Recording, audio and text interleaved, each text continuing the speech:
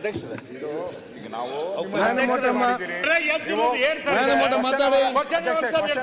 ಕೊಡ್ತೀರಾ ಮಾನ್ಯ ಸಭಾಧ್ಯಕ್ಷರೇ, ಅಲ್ಲ ಅದು ಸತ್ಯ ಮತ್ತೆ ತಗೊಳ್ಬೇಕು. ಅಧ್ಯಕ್ಷರೇ ನ್ಯಾಯಮೋಟಮ್ಮ ಹೇಳಿ, ಮಂತ್ರಿ ಉತ್ತರ ಕೊಡ್ತಾರೆ, ಮಂತ್ರಿಗಳು ಕೊಡ್ತಾರೆ ಉತ್ತರ. ಇದೇನಿದು ಅಪೋಸಿಷನ್ ಲೀಡರ್ ರೈಡ್ ಮಾಡಿದ್ದಾರೆ, ನೀವು ಏನು ತೀರ್ಮಾನ ಕೊಡದೆ ನಿಮ್ಗೆ ಲಕ್ಷ್ಮೀ ಹೆಬ್ಬಾಳ್ಕರ್ ತೀರ್ಮಾನ ಕೊಡಿ. ಯಾವಾಗ ಕೊಡ್ತೀನಿ ಅಂತ ಪ್ರಶ್ನೋತ್ತರ ಮುಗಿಲಿ. ಮಾತಾಡಕ್ಕೆ ಅವಕಾಶ ಕೊಡ್ತೀರಾ? ಅಲ್ಲ, ಆ ಸಬ್ಜೆಕ್ಟ್ ಬರುದ ನಂತರ ಪ್ರಶ್ನೋತ್ತರ ಮೇಲೆ ಯಾಕೆ ಚರ್ಚೆ ಮಾಡಿ? ಪ್ರಶ್ನೆ ಕೇಳಿ, ಪ್ರಶ್ನೆ ಕೇಳಿ, ಪ್ರಶ್ನೆ ಕೇಳಿ. ಹೋರಾಟ ಮಾಡೋದು ಅವಕಾಶ ಕೊಡ್ತೀರಾ? ಅಲ್ಪಸಂಖ್ಯಾತರ ಬಗ್ಗೆ ನಾನು ಪ್ರಶ್ನೋತ್ತರ ನೀವು ನನಗೆ ಪ್ರಶ್ನೋತ್ತರ ನೀವು ಅವಕಾಶ ಕೊಡುದಿಲ್ಲ. ನನ್ನ ಹತ್ರ ಕೇಳ್ತೀನಿ, ನನಗೆ ಪ್ರಶ್ನೋತ್ತರ ಮಾಡಿ ಅವಕಾಶ ಕೊಡಿ, ಮತ್ತೆ ನೋಡ್ತೇನೆ ಸಬ್ಜೆಕ್ಟ್ ಬರಲಿ. ಅವಾಗ ಒಂದು ಅಜೆಂಡಾ ಇದೆ, ಒಂದು ಸಬ್ಜೆಕ್ಟ್ ಇದೆ, ಆ ಸಬ್ಜೆಕ್ಟ್ ಪ್ರಕಾರ ಹೋಗುವ. ಆಯ್ತು, ಈಗ ಯಾಕೆ ಅದು ಮುಗಿದ ನಂತರ ಸಬ್ಜೆಕ್ಟ್ ಬರುದಲ್ಲ, ಈಗ ನಾನು ಯಾಕೆ ಹೇಳ್ಬೇಕಾದ್ರೆ ಈಗ ಅದನ್ನ ಈಗ ನನಗೆ ನೀವು ಅವಕಾಶ ಕೊಡುದಿಲ್ಲ. ನಿಲುವಳಿನ ನೀವೇ ರೂಲ್ಸ್ ಪ್ರಕಾರ ಹೇಳಿದ್ದೀರಾ, ಕ್ವಶನ್ ಅವರ್ ಆದ್ಮೇಲೆ ತಗೋಬೇಕು ಅಂತ. ಕ್ವಶನ್ ಮುಗಿಬೇಕಲ್ಲ, ಈಗ ಕ್ವಶನ್ ಅವರ್ ಮೇಲೆ ಕೊಡ್ತೀರಲ್ಲ. ನೋಡಿ, ತುಂಬಾ ಇಂಪಾರ್ಟೆಂಟ್ ಕ್ವೆಶ್ಚನ್ ಇಡೀ ರಾಜ್ಯಕ್ಕೆ.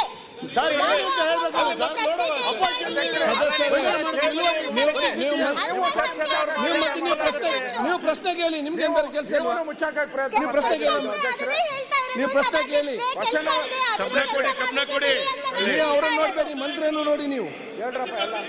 ಅಧ್ಯಕ್ಷರೇ, ಪ್ರತಿಪಕ್ಷದ ನಾಯಕರು ಬಂದಿರತಕ್ಕಂತ ನಿಲುವಳಿಯ ಬಗ್ಗೆ ಈಗ ನಿಮ್ಮ ತೀರ್ಮಾನ ಏನು?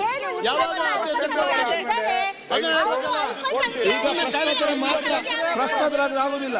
ಸಮಸ್ಯೆ ಏನಾಗಿದೆ ಅಂದ್ರೆ ನಮ್ಮ ಸರ್ಕಾರದಿಂದ ಅಧ್ಯಕ್ಷರ ಪ್ರಶ್ನೋತ್ತರ ನಂತರ ಕೊಡ್ತೀನಿ ಅಂತ ನೀವು ಹೇಳ್ಬೇಕಲ್ಲ. ಈಗ ಸಬ್ಜೆಕ್ಟ್ ಅಲ್ಲ, ಈಗ ಸಬ್ಜೆಕ್ಟ್ ಪ್ರಶ್ನೋತ್ತರ ಮಾತ್ರ. ಅದು ನಿಮ್ಮ ಮತ್ತೆ ಸಬ್ಜೆಕ್ಟ್ ಹೇಳಿ, ಯಾವಾಗ ಕೊಡ್ತೇವೆ. ನಾವು ಕೂಡ ಸಹಕಾರ ಕೊಟ್ಟಿದ್ದೇವೆ ನಿಮ್ಗೆಲ್ಲರಿಗೂ ಕೂಡ. ಈಗ ಪ್ರಶ್ನೋತ್ತರ ಹೇಳುವಾಗ ನಾನು ಹೇಗೆ ಹೇಳಿ? ಪ್ರಶ್ನೆ ತರುವಾಗ ನಮ್ಗೆ ಹೇಳಲಿಕ್ಕೆ ಆಗುದಿಲ್ಲ. ಯಾಕೆ ನಾವು ಪ್ರಶ್ನೆ ತರುವಾಗ ಒಬ್ರು ಮಹಿಳಾ ಸದಸ್ಯರು, ಒಬ್ರು ಮಹಿಳಾ ಸಚಿವರಿಗೆ ಉತ್ತರ ನೋಡುವ, ಅದರ ನಂತರ ಕೊಡ್ತೇವೆ ಅಂತ ಹೇಳ್ರಿ ಅಧ್ಯಕ್ಷರೇ.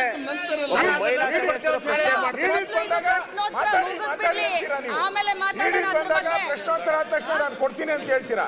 ಇದಕ್ಕೆ ಮಾತ್ರ ನಿಮ್ಮ ಜವಾಬೇ ಇಲ್ಲ. ಇದಕ್ಕೆ ಇಡಿಗೆ ಮಾತ್ರ ಮಾತಾಡಿ ಮಾತಾಡಿ ಅಂತ ಹೇಳ್ತೀರಾ ಅವ್ರಿಗೆ? ನೀವೇ ಹೇಳ್ತೀರಾ.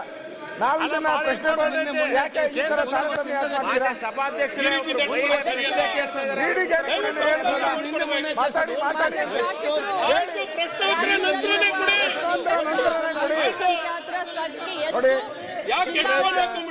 ಮಾತಾಡಿ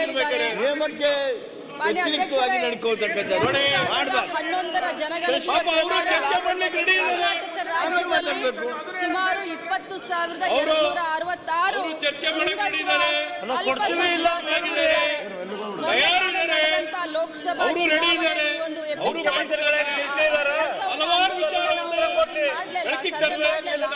ಆದ್ರೆ ಮೊನ್ನೆ ಲೋಕಸಭಾ ಚುನಾವಣೆ ಎಪಿಕ್ ಕಾರ್ಡ್ ಅನ್ವಯ 750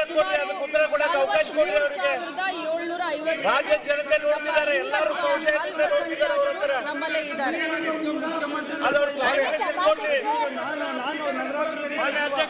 ಇದೇನು ಆಡಳಿತ ಪಕ್ಷದ ಪರವಾಗಿ ನಿಂತ್ಕೊಂಡ್ರೆ ಸದನ ಹೇಗೆ ನಡೀತದೆ ಅಧ್ಯಕ್ಷರೇ? ಆಡಳಿತ ಪಕ್ಷದ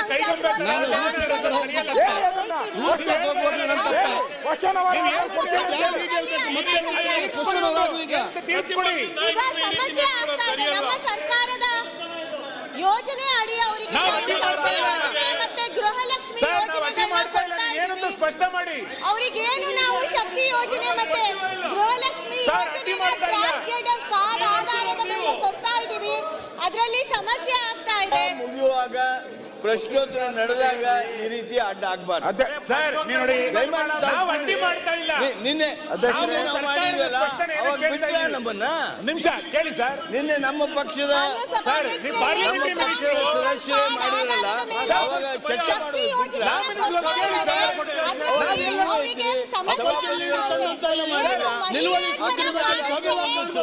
ನೀವು ಈಗ ಅವಶ್ಯಕವಾಗಿ ಪ್ರಾರಂಭ ಆದಾಗ ಪ್ರಶ್ನೋತ್ತರ ನಡೆದಾಗ ಈ ರೀತಿ ಮಾಡತಕ್ಕಂಥದ್ದು ನಿಜವಾಗಿ ಸರಿಯಲ್ಲ, ನಿಯಮಕ್ಕೆ ಬಾಹಿರವಾಗಿದೆ. ಅವರಿಗೆ ಕೊಡಬೇಕು ಅಂತ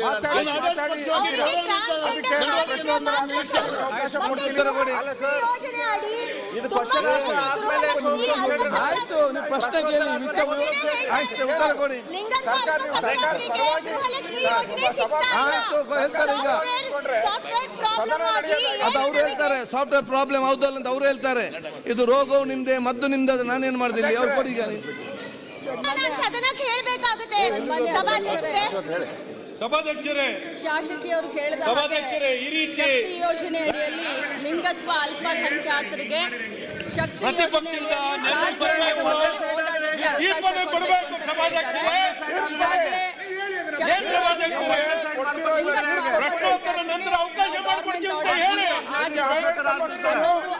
ಈ ರೀತಿ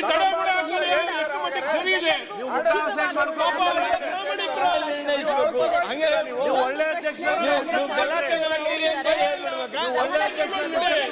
ಈ ಪುಸ್ತಕಗಳನ್ನ ನೋಡ್ಬೇಕಲ್ಲ, ಅವ್ರು ನೋಡ್ಬೇಕು, ನೀವು ಹೇಳ್ಬೇಕು, ನಾವು ಹೇಳ್ಬೇಕು, ಅವಾಗ ಅವ್ರು ನಿರ್ಣಯ ತೆಗೆದುಕೊಳ್ಳಿ. ಆದ್ರೆ ಈಗ ನೀವು ಗಲಾಟೆ ಮಾಡ್ತೀರಿ ಅಂತ ಹೇಳಿ ಅವಾಗ ತೋತನಾಳ ಅಂತ ಹೇಳ್ತಾರೆ. ಗಲಾಟೆ ಯಾವುದು ಸಮಸ್ಯೆನ ಬಗೆಹರಿಸಲ್ಲ. ಈಗ ಪ್ರಶ್ನೋತ್ತರ ನಿಯಮಾನುಸಾರ ನಡೆದಿದೆ, ಅದು ನಡೆಯೋದಕ್ಕೆ ಅವಕಾಶ ಮಾಡಿಕೊಡ್ಬೇಕು. ಕಾರ್ಡನ್ನ ಪಡೆದು ಯಾವ ತಿಂಗಳಿಂದ ಅಪ್ಲಿಕೇಶನ್ ಹಾಕ್ತಾರೆ ಆ ತಿಂಗಳಿನಿಂದನೇ ಅವ್ರಿಗೆ ನಾವು ಈ ಒಂದು ಗೃಹಲಕ್ಷ್ಮಿ ಯೋಜನೆಯನ್ನ ಅಧ್ಯಕ್ಷ ಒಂದ್ ಮಾತನ್ನ ಹೇಳಕ್ಕೆ ಬಯಸ್ತೇನೆ. ಬಹಳಷ್ಟು ಒಂದು ಮಾತನ್ನ ಹೇಳಲಿಕ್ಕೆ ಬಯಸ್ತೇನೆ. 10 ವರ್ಷದಿಂದ ನ್ಯಾಯಮೋಟಮ ಮತ್ತು ನಾನು ನಿಯಮಕ್ಕೆ ಬಾಹಿರವಾಗಿರ್ತಕ್ಕಂಥ ಅದು ಹೇಳಿ, ಅದು ವಿಷಯ ಪ್ರಶ್ನೋತ್ತರ ನಡೀಲಿ. ನೀವು ಪ್ರಸ್ತಾಪ ಮಾಡ್ತೀವಿ. ಅಧ್ಯಕ್ಷರೇ, ಅದ್ರ ಬಗ್ಗೆ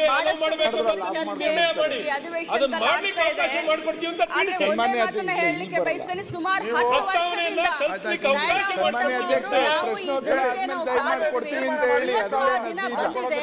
ನಾವು ಮಾತಾಡ್ತಾ ಇದ್ವಿ. ನನ್ನನ್ನ ನೀನ್ ಪ್ರಶ್ನೆ ಕೇಳಬೇಕು, ನಿಮಗೆ ನಾನು ಉತ್ತರ ಕೊಡಬೇಕು ಅಂತ. ಸಂದರ್ಭದಲ್ಲಿ ಅಭಿನಂದನೆ, ಒಳ್ಳೆ ಕೆಲಸ ಮಾಡ್ತಾ ಇದೆಯಾ.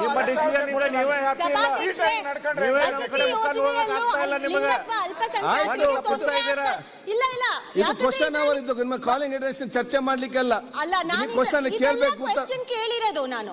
ಆಯ್ತು, ಅದು ಒಮ್ಮೆಲೆ ಕೇಳ್ಬಿಡ್ಬೇಕಲ್ಲ. 10 ನಿಮಿಷ ನೀವು ಮಾತಾಡಿದ್ರಿ, ಇನ್ನು ಕೂಡ ಮುಗಿಲ್ಲ ಅಂತ ಹೇಳಿ. ಒಂದು ನಿಮಿಷ, ಒಂದು ಪ್ರಮುಖವಾದ ಪ್ರಕಟಣೆ ಇದೆ.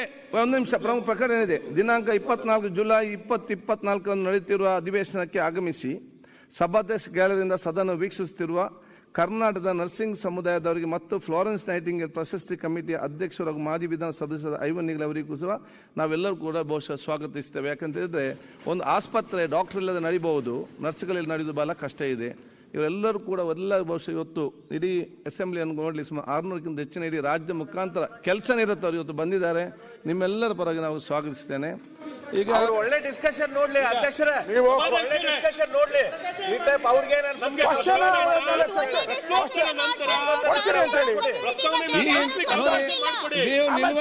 ನಿಲುವಳಿ ಸೂಚನೆ ತಾವು ಇವತ್ತು ಕೊಟ್ಟಿದ್ದೀರಿ.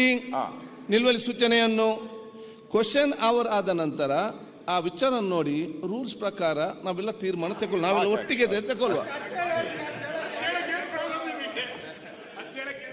ಮಾನ್ಯ ಸಭಾಧ್ಯಕ್ಷರೇ, ಲಿಂಗತ್ವ ಅಲ್ಪಸಂಖ್ಯಾತರ ಬಗ್ಗೆ ಮಾತಾಡ್ತಾ ಇದ್ದೀನಿ. ತುಂಬಾ ಇಂಪಾರ್ಟೆಂಟ್ ಇಶ್ಯೂ. ಈ ಟ್ರಾನ್ಸ್ಜೆಂಡರ್ ಕಮ್ಯುನಿಟಿ, ನಾನು ಸ್ಪಷ್ಟವಾಗಿ ಹೇಳ್ತಾ ಇದ್ದೆ, ಅಲ್ಪಸಂಖ್ಯಾತರಲ್ಲಿ ಅವರು ಅಲ್ಪಸಂಖ್ಯಾತರು. ಸೊ ನಾವು ಜಾಸ್ತಿ ಗಮನ ಹರಿಸಬೇಕಾಗ್ತಾ ಇದೆ. ಆಗ್ಲಿ ಶಕ್ತಿ ಯೋಜನೆ ಮತ್ತೆ ಗೃಹಲಕ್ಷ್ಮಿ ಯೋಜನೆ ಬಗ್ಗೆ ಮಾನ್ಯ ಮಂತ್ರಿಗಳು ಉತ್ತರ ಕೊಟ್ಟಿದ್ದಾರೆ. ನಮಗೆ ಅದಲ್ದಲೆ ನಮ್ಮ ಸರ್ಕಾರದಿಂದ ಇವರಿಗೆ ವಸತಿ ಯೋಜನೆನೂ ಕೂಡ ಇದೆ. ಅದಲ್ದಲೆ ನೀವೀಗ ಮಹಿಳಾ ಮತ್ತು ಮಕ್ಕಳ ಇಲಾಖೆಗೆ ನೀವು ಕೇಳಿದ್ದೀರಿ. ಹೌದು, ಅವರು ಮದರ್ ಡಿಪಾರ್ಟ್ಮೆಂಟ್. ಇದಕ್ಕೆ ಮದರ್ ಡಿಪಾರ್ಟ್ಮೆಂಟ್ ಆಗಿರೋದ್ರಿಂದ ಹೌಸಿಂಗ್ ಯಾರು? ಹೌಸಿಂಗ್ ಮಂತ್ರಿಗಳಿದ್ದಾರೆ. ಇದ್ದಾರೆ, ಬೇರೆ ಅಲ್ವಾ?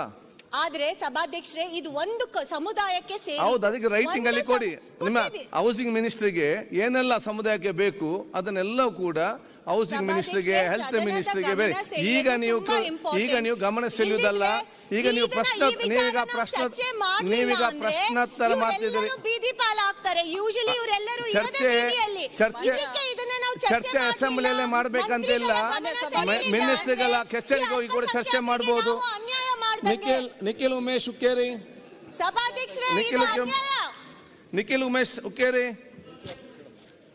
ಇಲ್ಲ.